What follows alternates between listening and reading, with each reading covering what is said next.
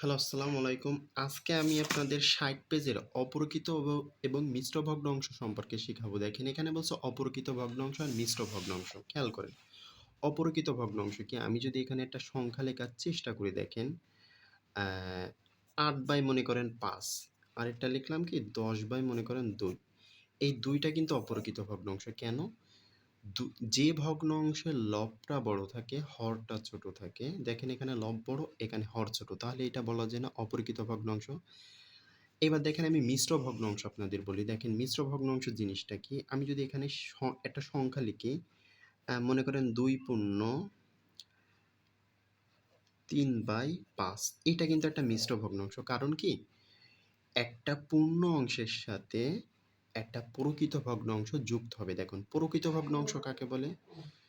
যে ভগ্নাংশ লব ছোট, হর বড় তাকে বলা হয় প্রকৃত ভগ্নাংশ। তাহলে কিন্তু এটা প্রকৃত ভগ্নাংশ। তাহলে আমার কথা ঠিক আছে না? যে একটা পূর্ণ অংশের সাথে একটা প্রকৃত ভগ্নাংশ যুক্ত হবে তাকে বলে মিশ্র ভগ্নাংশ। তাহলে কিন্তু দেখেন আপনাদের এইটা আছে। এখানে এই ২ টা জিনিস বুঝতে হবে। এবার দেখেন এখানে আপনাদের কি বলা আছে? এখানে কিছু চিত্র বলা আছে। দেখেন একটা চিত্র বলা আছে এখানে। অ্যা ১, ২, ৩ টোটাল একটা চিত্র এখানে বলা আছে।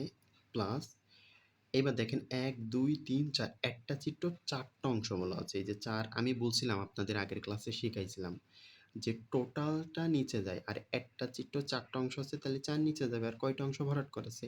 একটা। তাই ১ উপরে যাবে। এবার দেখেন টোটাল আমি যদি এটা যোগ করার চেষ্টা করি দেখেন এখানে আপনাদের বইতে এখানে সমাধান করে দিচ্ছি। দেখেন এখানে টোটাল কত ছিল? ১। আর যেহেতু একটা চিত্র ছিল আর এখানে দেখেন ১, ২, ৩, ৪ একটা চিত্র ৪ টা অংশ ছিল। তাহলে ৪ যাবে নিচে আর কয়টা ভরাট করা ছিল? ১। এবার যদি আমি এটা সমাধান করার চেষ্টা করি, দেখেন এখানে যদি আমি লসাগু করি, তাহলে লসাগু কত হবে? ৪। তাহলে ৪ অক্ষে ৪, মাঝখানে যোগ, ৪ কে ৪ দ্বারা ভাগ করলে কত? ১। সেই ১ উপরের সংখ্যার সাথে গুণ করতে হয়। ১ অক্ষে ১।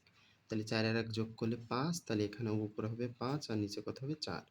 এইটার অ্যান্সার কিন্তু এইটা। এখানে শেষ হয়ে যায়। তারপরে এখানে দেখেন এখানে কিছু নাই। এবার দেখেন এখানে নিচে কি বলা আছে? আ উপরের আলোচনা থেকে আমরা বুঝতে পারলাম যে রাতুল ও তার বন্ধুরা আ প্রত্যেকে পিঠার ৪ ভাগের ৫ অংশ পাবে। এই যে ৪ ভাগের ৫ অংশ আমি বের করলাম। এখানে একটি বিষয় খেয়াল করে দেখো ৪ ভাগের ৫ ভাগ ভগ্নাংশটি লব হরের চেয়ে বড়। আচ্ছা, এখানে দেখেন তো হরের থেকে লবটা বড় না? হ্যাঁ। এ ধরনের ভগ্নাংশকে অপরকৃত ভগ্নাংশ বলে। তাহলে কিন্তু এখানে আমি আরেকটা জিনিস পাইলাম যে অপরকৃত ভগ্নাংশ কাকে বলে? যার লবটা সিম্পল ভাষায় যার লবটা বড় থাকে, হরটা ছোট থাকে তাকে বলা হয় কি? অপরকৃত ভগ্নাংশ। আবার ৪ ভাগের ৫ ভাগ ভগ্নাংশটিকে আমরা ভেঙে দেখেন এখানে ভেঙে কিন্তু এখানে মিশ্র ভগ্নাংশ করছে। এখন দেখেন মিশ্র ভগ্নাংশ আমি কিভাবে করব?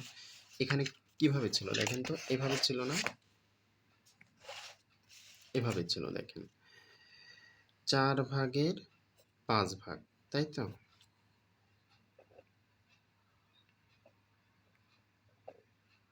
দেখেন এখানে ছিল কি ৪ ভাগের ৫ ভাগ। এটাকে আমি মিশ্র কিভাবে করব? এটার সিস্টেম আছে।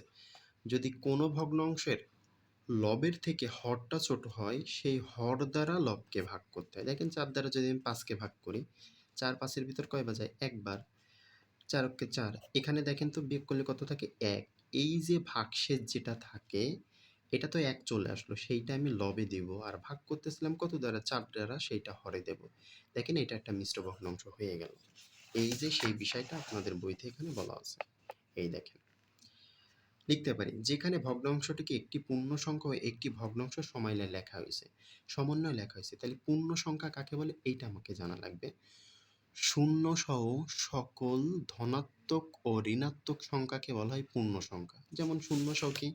আমি যদি এখানে সংখ্যা লিখি ০, ১, -১, ২, -৩ দেখেন এই সংখ্যার আগে কিন্তু কোনো চিহ্ন নাই মানে এটা ধনাত্মক। আর যে সংখ্যার আগে আমি -১, -২ এভাবে লিখি সেইটা কি হয়? ঋণাত্মক হয়। যেমন তাহলে এখানে শূন্য কি? শূন্য সহ সকল ধনাত্মক ও ঋণাত্মক সংখ্যাকে পূর্ণ সংখ্যা বলে। এবার তাহলে দেখেন এখানে আরেকটা বিষয় বলা আছে আপনাদের শেষে। এরূপ একটি পূর্ণ সংখ্যা এবং একটি ভগ্নাংশ মিলে যে ভগ্নাংশ পাওয়া যায় তাকে মিশ্র ভগ্নাংশ বলে। তাহলে দেখেন মিশ্র ভগ্নাংশ হইতে গেলে কি লাগবে? একটি পূর্ণ সংখ্যা লাগবে আর একটি ভগ্নাংশ লাগবে। দেখেন আমি যদি একটি পূর্ণ সংখ্যা এখানে লেখার চেষ্টা করি, মনে করেন এখানে যদি আমি একটি পূর্ণ সংখ্যা লিখি, দেখেন এই যে কোনো একটা পূর্ণ সংখ্যা লিখলাম ৩। এবার এখানে যদি আমি একটা সংখ্যা নিই, এখানে দেখেন আমি যদি একটা সংখ্যা তৈরি করি, মনে করেন ৩/৭, এইটা কিন্তু একটা কি হলো? এটা একটা মিশ্র ভগ্নাংশ হলো। দেখেন কিভাবে মিশ্র ভগ্নাংশ হলো এটা? কারণ মিশ্র ভগ্নাংশ হইতে গেলে একটা পূর্ণ সংখ্যা লাগবে আর তার সাথে একটা ভগ্নাংশ লাগবে। ভগ্নাংশ মানে কি? ভাগ, ৭ ভাগে ৩ ভাগে এটা ভাগ আকারে আছে। এইবার এখানে কি দেখেন আমি এটা কোন ধরনের ভগ্নাংশ নিলাম? এটা একটা প্রকৃত ভগ্নাংশ নিলাম। তাহলে বলা যায় যে একটা পূর্ণ সংখ্যার সাথে একটা যদি প্রকৃত ভগ্নাংশ নিই তাহলে সেটা মিশ্র ভগ্নাংশ তৈরি হয়। যেমন আপনি যদি আরেকটা তৈরি করেন, একটা পূর্ণ সংখ্যা মনে করেন ৫ নিলেন। মেইন কথা ৫ নিলাম। এবার তারপরে হরটা আমাকে ছোট রাখতে হবে। তাহলে যেকোনো একটা সংখ্যা নিন। মনে করেন এখানে ২ নিলাম, হরটা ছোট নিলাম, লবটা আমি বড় নিলাম। তখন এটাই পূর্ণ সংখ্যা হয়ে গেল। এবার দেখেন এখানে, এবার পরবর্তী পেজে যদি আমি যাই, দেখেন এখানে অপ্রকৃত ভগ্নাংশকে ৪ ভাগের ৫ ভাগ আমরা মিশ্র ভগ্নাংশ আকারে লিখতে পারি। এটা কিন্তু আমি আপনাদের দেখাইছি। দেখেন মিশ্র ভগ্নাংশ কিভাবে লিখি? যেটা অপরিকৃত ভগ্নাংশ কাকে বলে? যার লব বড় থাকে, হর ছোট থাকে তাকে অপরিকৃত ভগ্নাংশ বলে। এখন অপরিকৃত ভগ্নাংশকে যদি আমি মিশ্র ভগ্নাংশ আকারে লিখতে চাই তাহলে আমার সিস্টেম কি জানেন? যেটা হরে আছে এই হরকে আমি কি করব? লব দ্বারা ভাগ করব। দেখেন ৪ ৫ এর ভিতর কয়বার যায়? একবার যায়। ৪ অক্ষে ৪। এবার এখানে যে ভাগশেষটা আইছে সেইটা যাবে আমি লবে, আর যেটা দ্বারা ভাগ করছিলাম সেইটা যাবে আমার হরে। হয়ে গেল না? সিম্পল বিষয় না? তাহলে সিম্পলভাবে বলা যায় যে কোনো অপরিকৃত ভগ্নাংশকে মিশ্র ভগ্নাংশে প্রকাশ করতে গেলে হর দ্বারা লবকে আমি এরকমভাবে ভাগ করে নেব, তাহলে আমার হয়ে যাবে সিম্পল হিসাব। এবার দেখেন এখানে, এবার যদি আমি লিখে প্রকাশ করতে চাই, দেখেন এখানে আরেকটা অঙ্ক বলা আছে ১/৫/২ ভাগ, এইটা বলা আছে। এটাকে সিম্পল আমি অপরিকৃত ভগ্নাংশে কিভাবে রূপান্তর করব? দেখেন এর একটা সিস্টেম আছে। এই কোনাকুনি কি করতে হয়? গুণ করতে হয়। দেখেন ৫ অক্ষে কত? ৫। সেই সংখ্যার সাথে উপরেরটা দেখেন এই কোনাকুনি গুণ করে যেটা হবে এখানে পাতাবো। তারপর মাঝখানে যোগ দিয়ে লবের সংখ্যাটা আমি লিখবো আর নিচে যেটা আছে সেটা বসাই দেবো ৫। তাহলে দেখেন এখানে কত হয়? ৫ আর ২ যোগ করলে কত হয়? ৭। আর নিচে কত? ৫। দেখেন কিন্তু আমার হয়ে গেল ৫/৭ এভাবে কিন্তু আমরা সহজে এগুলো সমাধান করতে পারি। যেমন এখানে আরও কিছু বক্স আছে। নিচের রং করা অংশগুলো ভগ্নাংশ আকারে লিখে প্রকাশ করো। দেখেন আমি আপনাদের এগুলো শিখাইছি। আমি এর ২টা এখান থেকে বুঝাই দেবো। দেখেন এখানে আমাকে আগে দেখতে হবে কি মোট কয়টা ঘর আছে।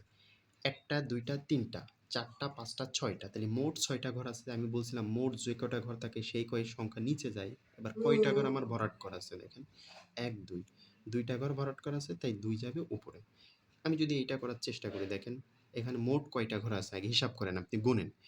১, ২, ৩, ৪, ৫। তাহলে ৫ আছে, এই সারিতে ৫টা আছে। দেখি মোট কয়টা সারি আছে? ১টা, ২টা, ৩টা, ৪টা, ৫টা। তাহলে এক সারিতে ৫টা আছে। ৫ ৫ ২৫টা ঘর আছে এখানে। তাহলে মোট ঘর সংখ্যাটা নিচে যায়। এবার কয়টা ঘর ভরাট করা আছে? ১টা, ২টা, ৩টা, ৪টা, ৫টা, ৬টা, ৭টা, ৮টা, ৯টা। যে কয়টা ঘর ভরাট করা থাকবে সেই সংখ্যাটা উপরে হবে। তাহলে বাদবাকিগুলো আপনারা পারবেন না এখানে? এখানে তো আপনাদের পারার কথা। এগুলো আপনারা ইজিলি ভাবে পারবেন আশা করি ইনশাল্লাহ। আজকে এ পর্যন্ত কি থাক।